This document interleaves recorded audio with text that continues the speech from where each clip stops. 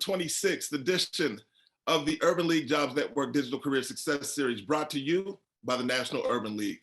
I'm your host, Kenneth L. Johnson, president of the Harlem, New York-based diversity recruitment firm, East Coast Executives. If this is your first time joining us, welcome. The Digital Career Success Series, DCSS, is a professional development series that helps members of our Urban League Young Professional chapters and other diverse job seekers develop new skill sets that will enhance their careers through digital platforms such as webinars, Facebook Live, and Instagram Live. The goal is to provide an opportunity for professional development right from one's computer. If you want to learn more, please visit nuljobsnetwork.com. But let's talk about today. Today's Digital Career Success Series, diving into entrepreneurship, features Aisha Taylor Issah from Brooklyn, but founder and CEO of the Sisters in Business Expo. And also we have Phillip Gaskin, VP of Entrepreneurship at the Ewing Marion Kauffman Foundation out of Kansas City, but I hear he's LA's own. So with that being said, I want to turn it over to Aisha for a second. Aisha, welcome to the Digital Career Success Series. Please tell our audience a little bit about yourself. Thank you so much, Ken. Good afternoon to everyone, morning, depending on what coast you're on. Aisha Taylor Issah here, founder and CEO of the Sisters in Business Expo. As Ken mentioned, the Sisters in Business Expo is the country's only multi-city small business expo and community created specifically to celebrate and educate entrepreneurial women of color. We do that through various platforms, primarily our expos, which are large-scale trade shows that we host in several cities around the country. In fact, we just wrapped up our 2022 tour this past weekend with our tour stop in the northern New Jersey area. We also have our Sisters in Business University, which is the teaching and training arm of our brand, where we provide free or low-cost education and training on various aspects to help women of color start, grow, and scale their businesses. We also have our Sisters in Business Foundation, which is our 501c3 nonprofit entity, where we provide grants to women of color entrepreneurs through our pitch competitions. And most recently, we added to the brand the Sister Shop, which is our retail and e-commerce destination that features the brands of over 125 women of color entrepreneurs. We have 2 retail locations, one in Elizabeth, New Jersey at the Mills at Jersey Gardens, one in Atlanta, Georgia at Atlantic Station, and online at thesistershop.com. As was mentioned, I'm a Brooklyn girl, born and raised, worked for the city for many years, also an ordained minister and former college professor. But my life's work is about serving others in various capacities, and women of color are my heart's work right now. Woo! That's a ton. Hey, speaking of serving, did I hear that past Digital Career Success Series host Jody Brockington was one of your judges, or is one of your judges?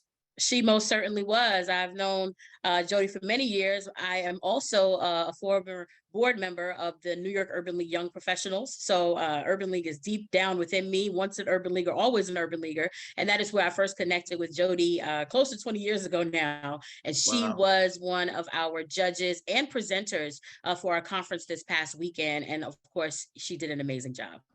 I love it. Well, welcome back to the National Urban League platform. Yes. Because we just appreciate everything you do. All right, I'm going to bounce over to Mr. Phillip Gaskin. I was on a call earlier and Phillip was speaking about the 4 pillars to entrepreneurship. I'm really excited to hear more about that. But he shocked me. Him and Dory Brown, our producer of the show, they're both from Los Angeles. But Phillip, tell us a little more about yourself. Well, I think I can also represent Millen, North Carolina, because that's where my parents were born before. My parents are from before I was born and raised in LA when they moved out there. So I've lived and spent time in East Orange, New Jersey, Philadelphia, Oakland, California, and now Kansas City. So I can represent for more folks on here as well. But thank you very much for having me here today and having Kauffman Foundation here today. My role as Vice President of Entrepreneurship here at Kauffman is leading our team through a number of different disciplines that we do in supporting entrepreneurs and entrepreneurship through 2 really key priorities: entrepreneur-focused economic development, and how do we get more policies, programs, and practices into communities that help entrepreneurs start and grow and sustain businesses and spur economic growth, and prepared workforce, how our work both in entrepreneurship and in our education work and in our civic work, looking at how does the workforce become best prepared, whether you're going to be an employee or an employer, and looking for as many adults as possible to have quality jobs. Specifically in entrepreneurship, our work is focused on entrepreneurship research, which informs our entrepreneurship policy. And those two areas influence our programmatic work of entrepreneur learning, our ecosystems work, our entrepreneur support work, and our capital access work. And later in the presentation, I'll speak to how we frame that through a 4-part policy roadmap called America's New Business Plan. And I'm happy to engage and do Q&A, and really looking forward to it. So thanks, everyone. Well, speaking of engaging, I really believe that we have like the best audience on a Zoom platform there can be. Like our audience is great. They'll be bouncing in and out of the chat. Please leave your questions in the Q&A if you have questions. Let us know where you're from in the chat. And we're just looking for a very engaging and impactful discussion. And we're going to start it off with Aisha. Let's do it. So here's the agenda. Aisha will cover: what is entrepreneurship? What does it mean to be own boss? How has the new generation created entrepreneurs? Entrepreneurship found me, and does passion create opportunity? As Phillip had mentioned, he'll focus in on financial stability, upward mobility, and economic prosperity, a policy roadmap for people to thrive. We want to kick it off with Aisha. Aisha, let's go.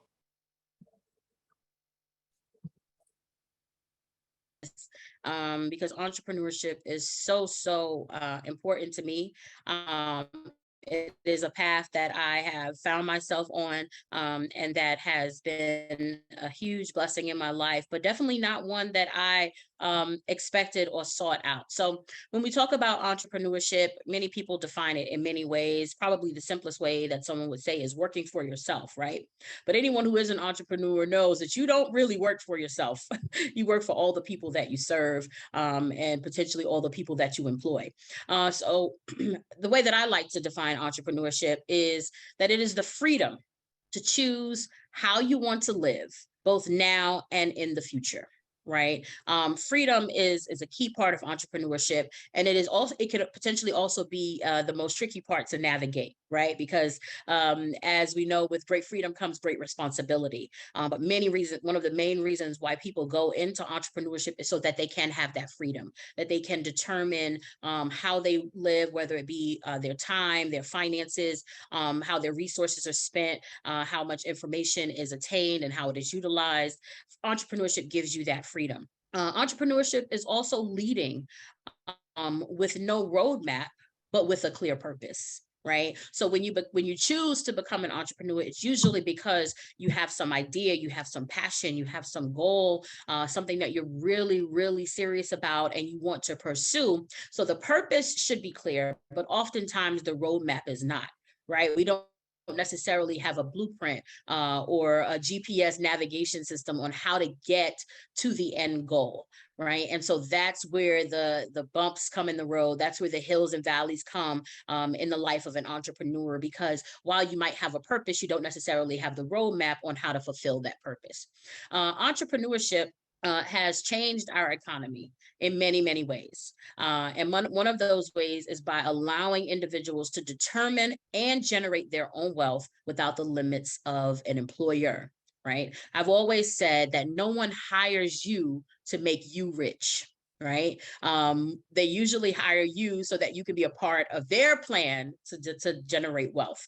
Right. And so with that in mind, while employment is great, and I was a career consultant for close to 20 years, helping people to navigate and excel in their careers, if entrepreneurship is something that you choose, it's usually because you want to be able to control your own wealth and determine your own ability to generate wealth for you and your family. Wow. And so, yeah. So while we're here, just the roadmap piece has me. I always hear people say, they want to start their own business, but then it stops right there. So can you speak a little more to, how people can really come up with that roadmap, or how they can get that push to actually get it started? Yeah, I always tell people to start with the end in mind, right? So what is your goal? What is it that you want to accomplish? What is it that you want to achieve with this business idea? And then work backwards, right? So if you know that you want to serve, let's say 120, students throughout the course of a year, well, then now if there's 12 months in a year, I need to touch at least 10 students each month. Right? Data is very important. Numbers are very important. And if I know, okay, I want to reach 10 students a month, then what am I doing to meet that goal? How many schools am I reaching out to? How many parents am I engaging with? Right? So you always want to start with the end in mind, so that you're not just in the woods. You're not just shooting in the dark and trying to figure it out as you go along, but that your goal, your end goal, is what directs every step you take. In the work that we do with women of color entrepreneurs, I always say, if it does not help our sisters, we don't want any parts of it, right? Because ultimately that is what we are here for. That is why our brand was created. And so you want to be sure that everything that you're doing is in alignment with what that end goal and that clear purpose is. So end goal, alignment, and action. And data. Yeah. And then, everybody says they want to be their own boss, right? Until it's time to be your own boss. I always joke with my family and friends and say, I wanted to call out today, but I would have had to call myself, right? When you are the boss, when you are your own boss, you don't have anyone to pick up the slack. There's no one to call and say, I can't make it in today, right? You ultimately are responsible for the fate of your business. Now, I don't want to suggest that means that you should never take a day off. You most certainly should. Self-care is important. That's probably a whole different show. But you definitely should carve out time for self-care. However, even as a boss, right, you still have to make sure that the people in place, that the systems are in place so that the business continues to operate and thrive, right? So being your own boss, it comes with a lot of responsibility. I would be lying to you if I didn't tell you that probably once a week, I think about going to get a job, right? Because it's a lot of work. It's serious work. And it can be a lot of pressure, especially when your work is responsible for other people's livelihoods, right? So as the boss, that means that the how well you perform will determine whether or not your team gets paid, right? And that's a weight that you carry each and every day, which should push you to operate in excellence so that nobody suffers. And it's about having no one else to report to or hold accountable. As you grow, you do want to build a network of accountability partners and other bosses and other entrepreneurs that can hold you up. But when you first start out, a lot of times it feels like you're on that road by yourself. And so you want to be sure that you are surrounding yourself with others who can support and understand what you're going through. And I get so excited when you start speaking about kind of growing businesses and things of that nature, just because, just from afar, watching some of the work that you've done. And when you set out to do Sisters in Business, did you see the educational component and the nonprofit component associated with it as well? Or is that something that you just kind of walked into over time? Absolutely not. Did not see it at all. In fact, I really just thought we would have expos. Like that is what I saw. That was the extent of my vision. But we're a faith-based business. I'm a minister. So, I also know that God's vision is greater than ours, right? And so it was really because the people asked for it. Right? Our audience from the very beginning, these expos are great. We love it, but we want to learn more, right? Like when we're at the expo, we're networking, we're selling, we're dancing, we're engaging, but we need to really, really learn. And so that's how the university came to be. It's because you have to listen to your audience, right? They're going to usually be the ones to tell you what your next steps are, what your next direction should be. And it was really the audience that pushed us to the university. The foundation piece really came because for two reasons. Number one, to be very honest with you, people like to give money to nonprofits more than they do to businesses. And so as a business that had sponsorship as a part of our revenue stream, it was important for us to develop a nonprofit. But the purpose of that nonprofit was clear to us from very early on, which was that we're not just going to talk about supporting women of color entrepreneurs, we're going to do it. And so this nonprofit is what allows us to actually give grants, to give funding, to not wait for someone else to hand it out to us, but to be the ones that are giving it to our sisters ourselves. And so that's how those two parts of the brand came to be. Got it. When you speak of audience, I guess, is that interchangeable with customers, listening to your customers? Absolutely. Absolutely. Really? They are one and the same. Our customers, we have a lot of different types of customers, right? So we have B2B, we have the other business owners that we serve, but then we also have the thousands of attendees who come to enjoy the events. Those are also our customers. And now on the retail side, we have retail customers. So your audience, your customers are all one and the same, but either way, however you describe them, you want to be sure that you're listening to them. Gotcha. Let's go to the next slide. So old versus new ways of doing business. Yes. So I am, it's funny, I'm actually the best person to talk about this because I started my first business over 20 years ago, right? Tailor-made professional career consulting. You probably remember it, Kim. My sister and I owned it we just shut it down actually, this past, earlier this year, right? After close to 20 years in business. And so I started a business in the old way. And then, close to 15 years later, started a business in the new way. And so as a business owner, it was a very different experience, right? Because I technically, even though I'm young, y'all, don't get it twisted. I technically came from the old school way of starting businesses, right?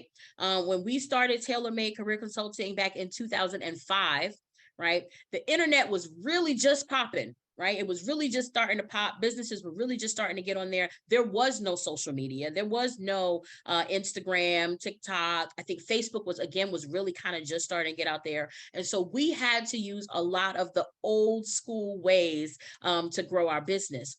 But the beautiful thing about that experience is that old school way, one of those old school ways, which were expos and trade shows, is what propelled us to start Sisters in Business in a newer kind of way. Right? Because while there was no social media, while there were not a lot of the things that there are now, there were always trade shows. And trade shows for us were always an excellent way to market, to network, to gain exposure, and to gain clients. And those methods still work. What you do, though, is you find a way to incorporate the new with the old. Right? So whereas before, when we went to a trade show, we might have a manual pen and paper to sign folks up and get their information. Now we do it with a QR code. You know what I mean? So it's really about blending those two worlds and taking some of the old school tactics and merging them with all of the new resources that are out there. Speaking of tailor-made, I probably never shared this with you, but that was a very inspiring thing for me to pursue some of the things that we do on the career services side of East Coast Executives. I just always admired the work you were doing. I would see you pop up in Black Enterprise and things of that nature. And although you were using flyers, business cards, pamphlets, and the yellow pages, you were promoting well. You were doing it like it was 2022. Yes. Yeah. Thank you. It was, and again, it was, and we're going to talk about passion in a little bit, but it was our passion. It was what we were called to do. We were serious about helping professionals excel in their careers. And we knew that if no one knew about the business, they could not take advantage of the services. And so we did many National Urban League conferences. We did many young professional marketplaces for business owners. We taught at several conferences for the Urban League and also for Black Enterprise and things like that. But we had to get to that point, and getting to that point was really just about being on the ground, very grassroots, tell a friend, right? About what we're doing. Thankfully, our work spoke for itself. So a lot of times the clients came as a referral, but we still had to do good work and we still had to continue to market. And so those flyers, those business cards, again, they serve their purpose. I still have business cards today, right? I think that they still serve a purpose. I also have a digital one, right? You just got to be ready. You never know what kind of person you're going to meet. So you want to be prepared. But a lot of the old school ways of doing business can still be utilized. We just have to modernize them a little bit. Indeed. Be prepared indeed. Let's go to the next slide, Aisha. Mhm. Entrepreneurship found me. I know Dory said she loves this quote. Let's speak about that. Yeah, I ain't lying. I was never one of those people who dreamt of being an entrepreneur. That was not what I saw for myself. First of all, I thought I was going to be an attorney, right? Always loved law. Was always interested in it, majored in criminal justice, did horribly, but I was never a good tester, did horribly on the LSATs, and didn't get into law school, right? So that was that. At the same time, I was answering my call to ministry, ended up going to seminary, and I still thought that my plan was to graduate college, get a good job, retire, and that was going to be it. But early on, I got this bug. And I was just never satisfied with working or having other people tell me what to do. I remember early on when I worked for city government for New York City for close to 15 years. I remember early on there was a position that I really wanted. And it would have been a promotion, and I had the educational experience, I had the years, and they kept turning me down for that position. And that was a feeling that did not sit right with me. Because I did not like other people being able to tell me just how far I could go. And so my sister and I, who we owned TaylorMade together, we started writing resumes just for friends and family. Again, weren't looking to start a business. At the time, I was working 2 jobs, trying to pay New York City rent, working on 2 master's degrees, and was dog tired. And I remember one day sitting at my computer, working on a resume, and I heard the Lord say TaylorMade.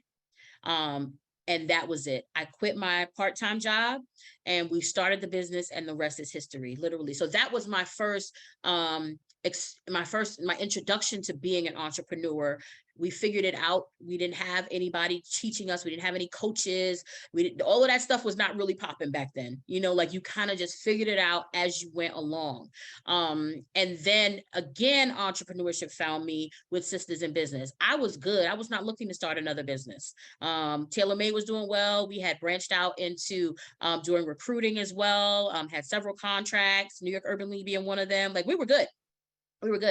And again, when you get that bug, when you get that itch, whatever you want to call it, that thing deep down inside that you cannot explain, you can't run from it, right? You can try, but at some point it's going to arrest you. And so I knew that I needed to create something, and I knew it needed to be for my sisters. It was around 2017 when everybody was talking about women of color being the largest and fastest growing demographic of entrepreneurs in the country. American Express had put out a big article on it, and everybody was buzzing about it, right? But then when you dug a little deeper, it's like, yeah, Black women are starting all these businesses, but those businesses aren't making any money. Those businesses are not growing. Everybody's a solopreneur. They're not scaling, and they're not being funded. And I had a problem with that. And so that was, again, where I knew I needed to create something that would help to resolve those issues. And that's how we got here. So, you don't necessarily always know what your career path is going to be, what your life's path is going to be. But when you get that calling, when you get that nudge, that itch, that bug, whatever you want to call it, you have to answer, because that means that God has created something for you to do that nobody else can do but you. I love it. Let's take it to the next slide. Mm-hmm. Because I believe you're speaking about passion. Does passion create the opportunity? No, is the short answer. Yes and no, I guess I should say. I don't want to appear to be pessimistic. So passion can create opportunity, but passion does not automatically guarantee opportunity, right? You can be passionate about something. You can love to bake, right? You could be an amazing baker and make great cookies and cakes. But if no one ever tastes those cookies and cakes, you will never have an opportunity to share your passion, right? So then the question becomes, what happens between me being a great baker and someone actually tasting my cake?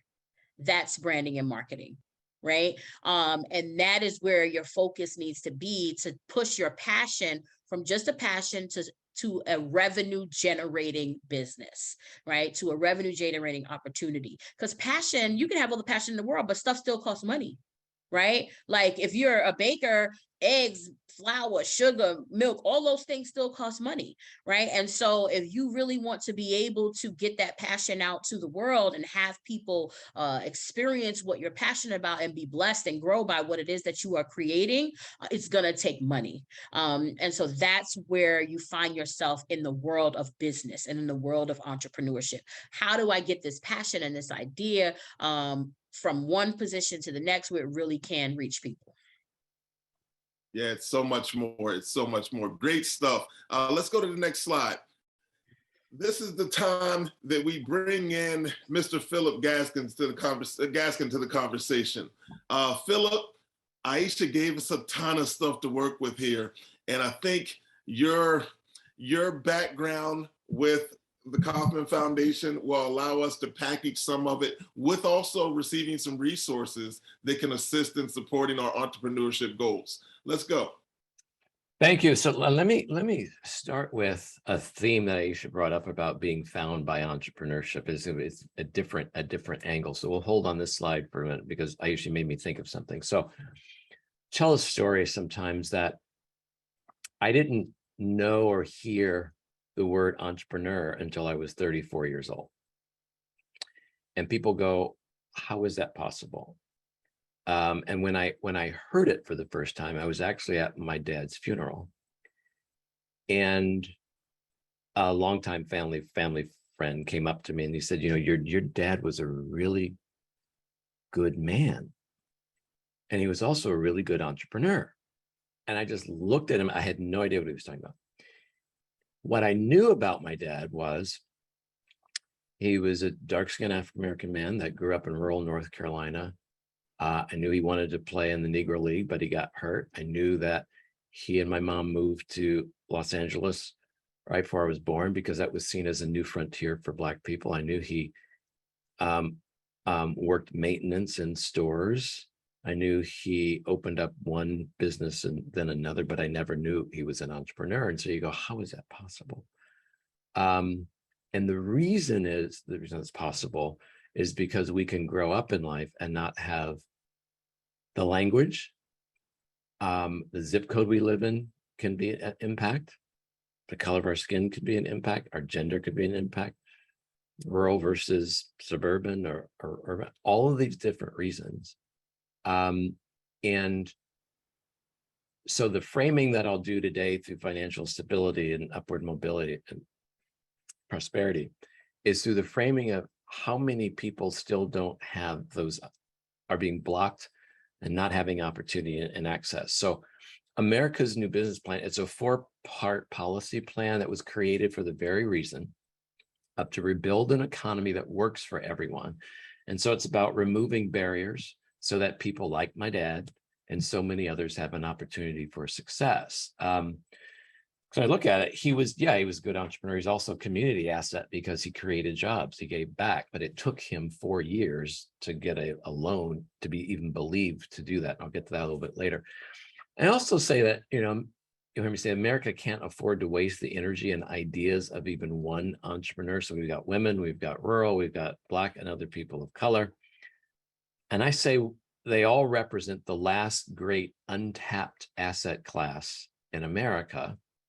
And too many of us are hiding in plain sight. And so how do we become discovered?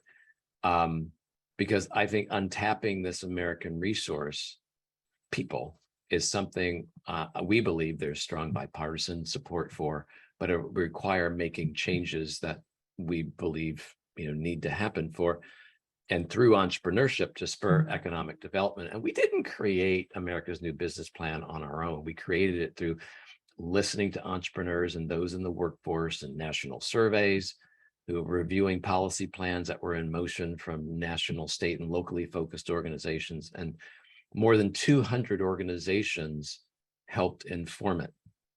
And those organizations are part of a coalition that we helped found or helped start, called Start Us Up Now Coalition. So it's startusupnow.org. And we'll be popping in these links a little bit later for you. Anyway, so there are 4 pillars to the plan, and they're all about equitable access. So if you go to the next slide, it'll show that I talk about the pillars, but if we're going to have the best workforce, prepare the best workforce, whether you want to be an employee or employer, and if we're going to concentrate on entrepreneur-focused economic development and make those things happen, we've got to pay attention to 4 pillars. And we'll go to the next slide and we'll begin to walk you through. There's access to opportunity, which is about leveling the playing field and reducing barriers. It's just, I just talked about my dad. It's like, how does everyone just have opportunity and a level playing field to at least try and hopefully succeed? The second one's access to funding. It takes in a holistic approach, balancing the reality of debt financing, and equity, while encouraging new and innovative funding solutions. We've got access to knowledge. It's all about how to equip Americans with real world learning skills necessary to be a successful entrepreneur, like language, like knowing what the word entrepreneur is earlier in your education. And then there's access to support, which is about helping more Americans take care of their families and address financial concerns that limit risk taking. And so digging a little deeper, I'll provide a couple of highlights from each pillar just so you can get a sense. And then again, I encourage you to read the full plan, and we'll give the link, startusupnow.org. A little bit later, we'll drop in for you. So let's go to I'm happy to keep rolling, Kenneth, and let you want me to stop and do some engagement here. No, you definitely can keep rolling. It's the Digital Career Success Series. We're on today with Aisha Taylor Issah and Phillip Gaskin, talking about access to opportunity. Let's go. So when we think about access to opportunity and level playing field, it starts with just making things easier. And so a lot of our research shows that people can go through the million small cuts, which we call these little cuts that you experience in starting a business, and they prove to be too much for too many to survive. So we leave a lot of good ideas on the table. And so at a basic level, we think if policymakers focused on the age of a company, not just the size of a company, we'd provide policy support for new businesses across each stage of the entrepreneurial journey that will better enable everyday Americans to start businesses and in the process, employ more people. Other key policies in the plan focus on leveraging the Infrastructure Investment and Jobs Act, including improving the digital economy. And we also keep focused on supporting immigrant entrepreneurs and reducing barriers that more adversely affect Black, Brown, and women entrepreneurs. Things like non-compete clauses, occupational licensing, and things like that. Debt, all those different type of debt traps. Things that my dad went through. And I tell a story of as we move into funding on the. You can go to the next slide, about how many barriers he went through just to do that. So turning to funding, we could spend hours talking about all the different policies, practices, and programs that are needed to break down all the barriers, but capital remains among the most impactful ways to strengthen access to entrepreneurship. Yet again, and our studies show this, at least 83% of entrepreneurs do not access a bank loan or venture capital at the time of starting a business. 83% of entrepreneurs can't do that or don't do that for a range of reasons. So you have a bunch of that are stuck in the middle of debt and that type of venture capital. Phillip, I don't want to stop you. What was that number again? What's that percentage? 83% of entrepreneurs do not access, this is from our research, if our capital access lab and our research papers, which we have a link for you as well on that. There's a report that you can download. And when we started looking at this type of data in 2019, this is what we were showing, and it continues there. So imagine, but that's what happens, right? So it took my dad 4 years. He used to pick me up from school, and a lot of times we go to a bank. And I finally said to him, "Why do we go to so many banks?" And he said, "I'll tell you when you get older." Well, it turns out he was going to these different banks over this number of years, trying to get that first loan, but the credit score was always 7 points too low or whatever. The zip code they lived in, color skin, all those different types of things. Can't get the debt. Can't get venture capital if you're not seen by venture capitalists. Over 75% of all venture capital goes to 3 states. 4 to 5 major geographic centers? What about if you're in the middle of the state or if you're in the middle of a country? So we've got to start thinking of how do we do things differently. I'm going to throw out one other stat here. Only 1.3% of the $69 trillion, that is with a T, in the major asset class investments, so that's real estate, funds, etc., go to firms owned by women, Black, Latino, Indigenous, and other business owners of color. 1.3% of $69 trillion. And that's those combined underrepresented groups get 1.3. That's correct. Wow. Okay. That's correct.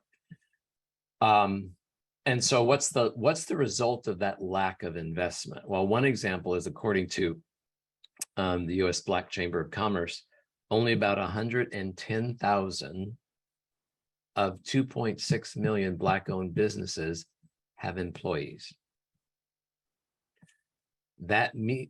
So the result of that lack of investment contributes to only 110 plus thousand business out of 2.6 million Black-owned businesses having employees.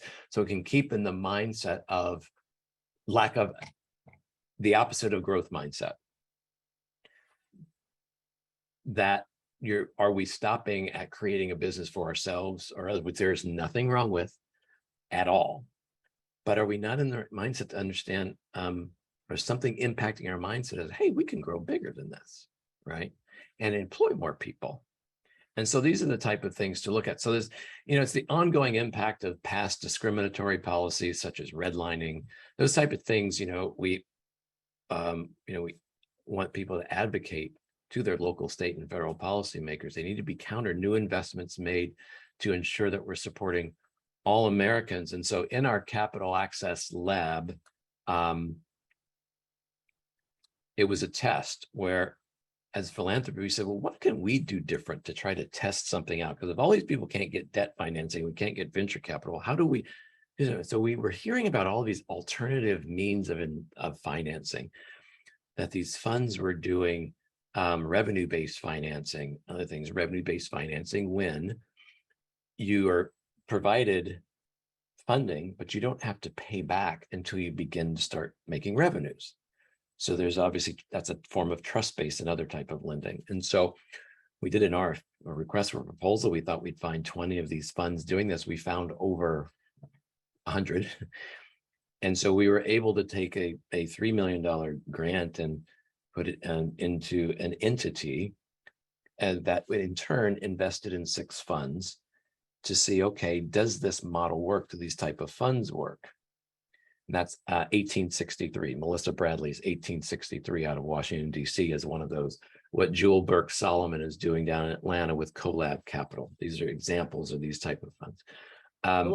Is there a resource where those firms and or opportunities are available? Like, where can somebody go to find that information? Do they go to your site? Yeah, so if the Kauffman Capital Access Lab, and there's a link for it we can put in. You can read about the performance of them and the actual names of them, and if you need more information, we can certainly help you go in contact with them. And search Melissa Bradley and search Jewel Burks Solomon Powerhouse, female, Black female fund manager. So anyway, if we take what went into those 6 funds and we look at, it's helped them catalyze over $180 more million worth of investments of raising.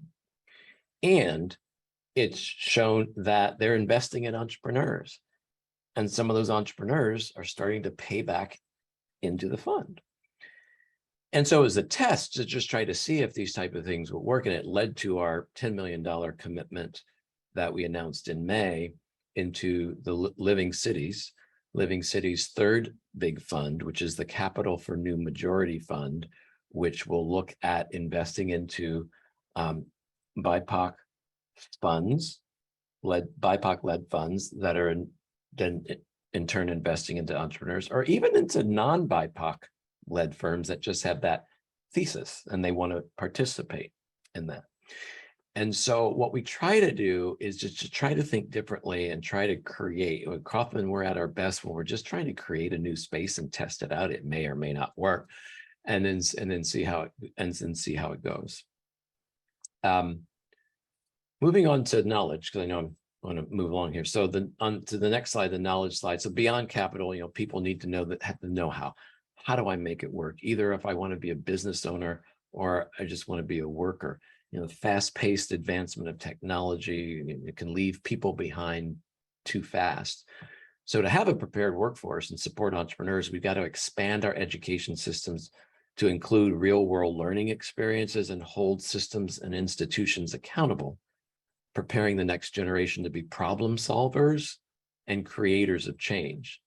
So corporations, education systems need to work together. We're trialing that here in Kansas City across 30 school districts, I believe, in Kansas and Missouri, and testing out a real-world learning initiative to bring corporations and education systems together to create pathways, business to education, education to business pathways, so that a certain number of people will have a real, a market value asset, an accreditation that will be able to go on a resume or to help go into a job, because we've got to create those alternatives. And that's entrepreneurship focused. So it's designed to create entrepreneurs, not necessarily employees. Both. Okay. What are the skills you need to become employed in job? What are the skills you might need if you want to start? It can be both, because our foundation is founded in and grounded in education and entrepreneurship. So it's both, and you can search Kaufman Real World Learning, and you'll be able to find out more about that as well. Last one on support. I want to hit on support because starting and growing a business it's a team and a community sport. It cannot be done alone. If we flip to the next slide there, becoming an entrepreneur can mean leaving behind the stability of a traditional job and steady income, or starting from scratch through gig work or while being unemployed. It's a daunting proposition for everyone. And, we've got way too many Americans, obviously, we're living paycheck to paycheck with little savings. And so having access to a safety net makes risk-taking more viable. And so, we want our coalition to advocate to policymakers that could ensure that the next generation of entrepreneurs isn't locked out of opportunities to improve their economic situations.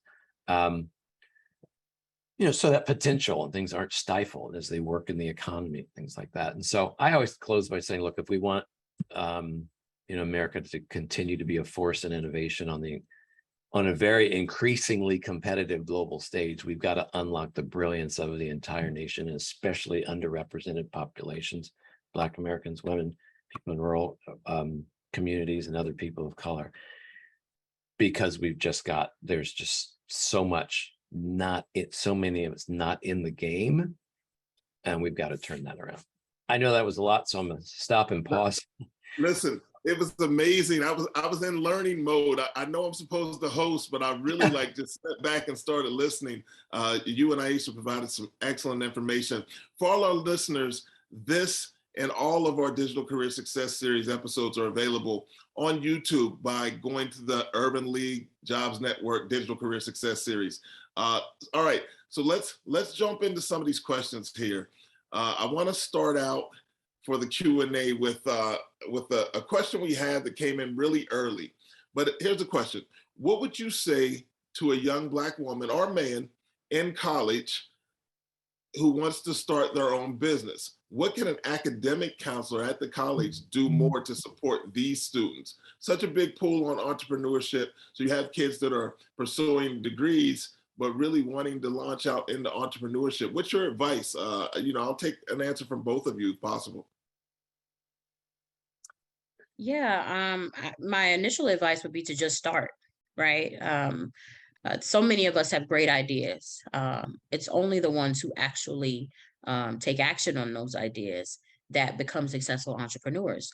There is no timeline for entrepreneurship. There's no age requirement, right? If you've got a great idea and you're willing to do the work, because it is a lot of work, to put behind that business and to making it grow, then there's no better time than the present to start, whether you're a high school student or a soon to be retiree. And so my first advice is just to start with where you are and with what you have. Right. So your resources might be limited to a degree as a college student.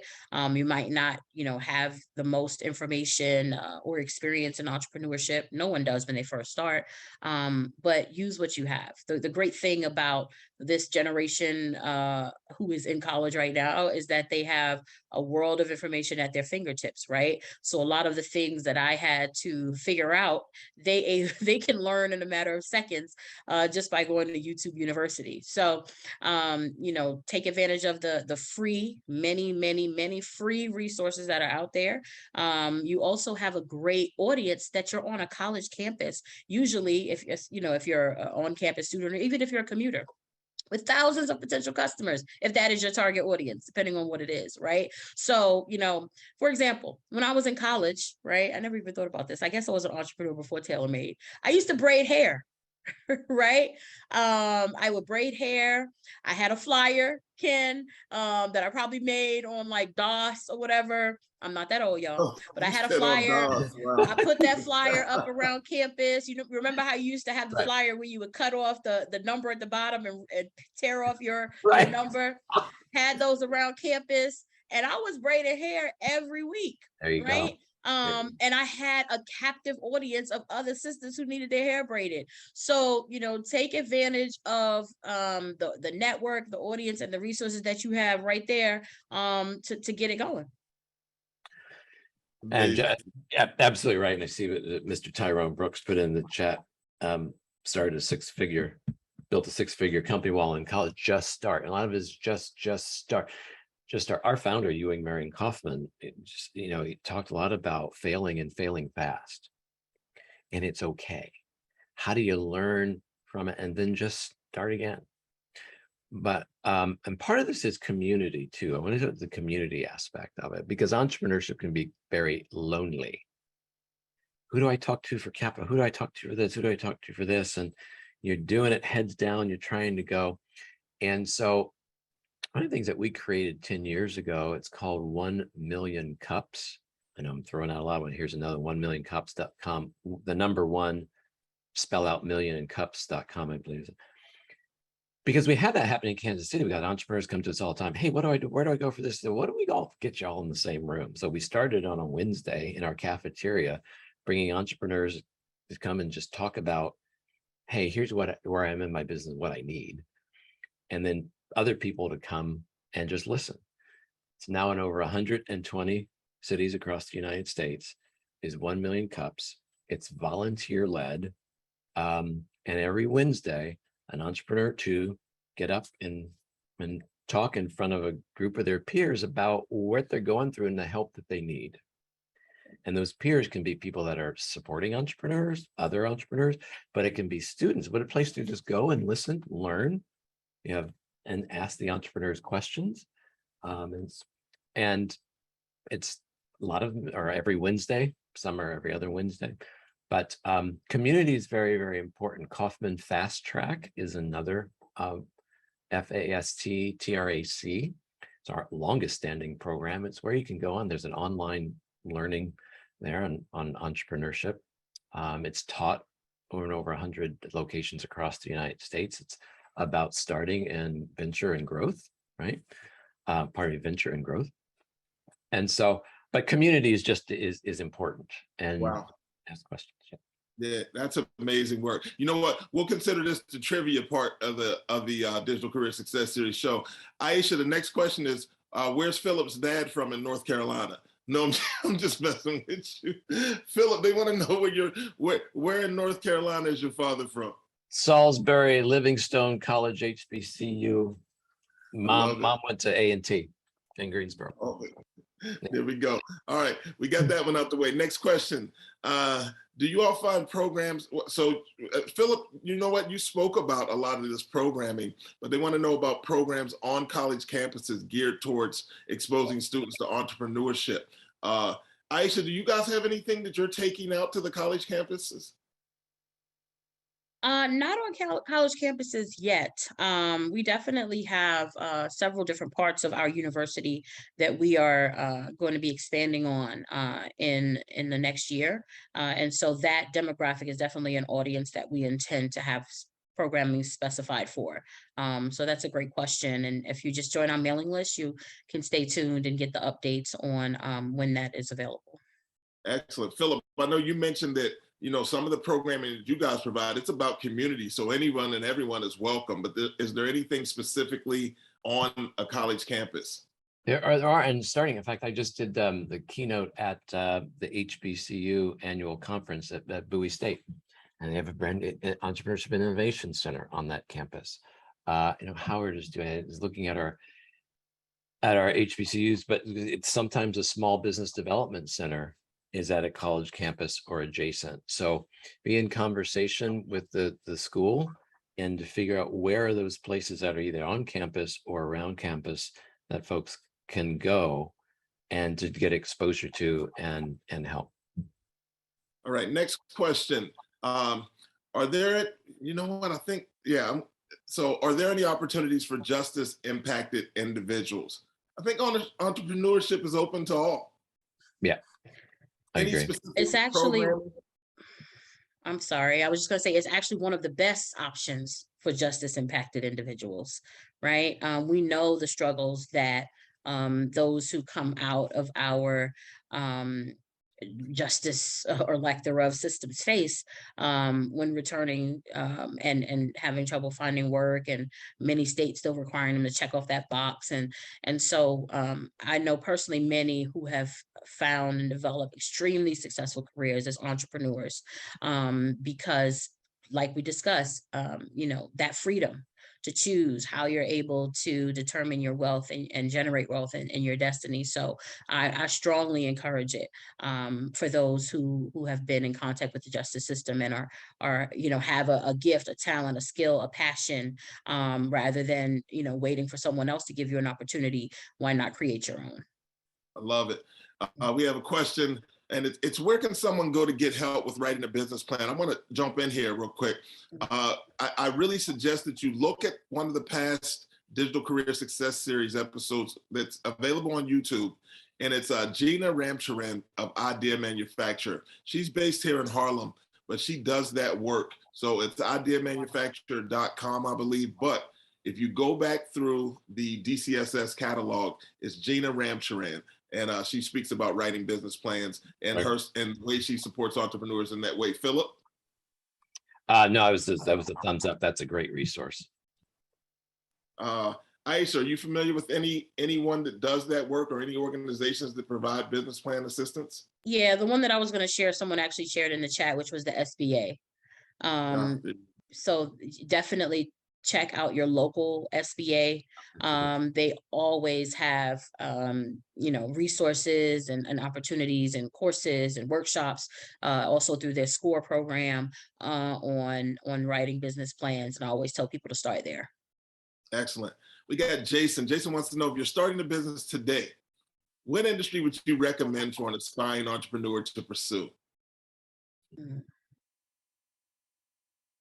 Anybody want to jump in on that? It's such a broad question. You know, I wish I could tell you, you know, one or two particular, but the answer really is it depends. It depends on what you are passionate about. I would never tell you to start a business in an area just because it was popular, or just because it was booming, or just because there were a lot of resources available for it, because you could start it and hate it. Right. You have to, when you are doing entrepreneurs. Now, if you ask me what career to go into, right? If you ask me what types of job to pursue right now, what was the most popular or the most lucrative, I could probably answer that better, right? But if you really want to become an entrepreneur and you're deciding what type of business to start, that has to come from within. I don't care what the statistics show in terms of these businesses generate the most revenue. That has to come from within, because it cannot be anything that you are not passionate about or interested in, and expect it to really grow and scale. So that's probably not the answer you were looking for, but that would be my response to that. Yeah, and Yeah. I think that's also where the, starting, and then if it works, great. If it doesn't, that's okay. And keeping in mind, I think it's very, very, keep in mind, it's not, don't get into a binary mindset that unless I become this highly successful, whatever, I failed. Not true. That's too much pressure to put on yourself. Right. So we're at the 5-minute mark. So I'm going to run through this real quick. If you guys can give me real quick answers. Aisha, how do people get on your mailing list? Yeah, just put it in the chat right on our website, sistersandbusinessexpo.com. You'll see the pop-up there. You'll also see it throughout the site. So that's where you can join the mailing list. Phillip, please repeat the name of the program that occurs every Wednesday. Yep. 1 million cups. I dropped the link in there about 4 or 5 minutes ago. That's the number 1 million cups. Why is it called that? We figured there's probably been 1 million cups consumed at these over time, or will be. So it's 1millioncups.com. Great. And the individual that wanted the information on Idea Manufacture, if you just reach out to me on LinkedIn, I can provide you with that information as well. All right, let's go to the next slide here. We really appreciate Aisha and Phillip joining us today. It's been an amazing, amazing time. Again, for that mailing list info, this is how you can get in touch with Aisha. Please follow that IG. I'm here to tell you, you will not be disappointed. I'll follow Aisha's IG feed, and I'm just always amazed at just the network and what you're doing to support Black entrepreneurs, in particular women of color. Thank you so very much for the work you do, Aisha. Thank you, Ken, for your support and partnership over the years. Really appreciate it. It's been amazing. It's been amazing. Next slide, please. All right. Phillip left us with a ton of resources. And I know many of you are going to rush to LinkedIn to reach out to him. But hey, Phillip, if you don't mind, if you can give the URL for the Kauffman Foundation, I think that's a great place for people to start. Yep. So www.Kauffman, so KAU, F as in Frank, MAN.org, Kauffman.org. On our site, there's a wealth of resources and all of our programs that I mentioned today. And those be startusupnow.org. That's the Start Us Up Coalition, which contains America's New Business Plan. 1 million cups, fast tracks on there, Capital Access Lab, real world learning are all there for you. Excellent. Excellent. Next slide. If you're looking to stay in touch with me, please feel free on any of the social media platforms. LinkedIn is my home. I'm there a lot. I really enjoy the platform. I think it's a great resource. Or you can just visit eastcoastexecutives.com. On behalf of the National Urban League and our team led by Wanda Jackson, Dory Brown, I'd like to thank Mr. Phillip Gaskin and Aisha Taylor Issah for delivering an incredible presentation today. Thank you both very much. We'll be back to do it again. Wow, this is going to be amazing as well. Next week, on behalf of our sponsors, Robert Half and Protivity, we will level up for 2023. Can you believe we're talking about 2023 already? No. We got a great panel. Yeah, we got a great panel next week. It's real, Phillip. It's going to be November. Yep. Wow, it's time. So anyway, join us next week. We'll be here. We want to thank everyone for submitting questions today, for riding with us on this diving into entrepreneurship conversation. And again, Phillip Gaskin, Aisha Taylor Issah, it's been an amazing time. We'll see you guys next week. Thank you so very much for joining us.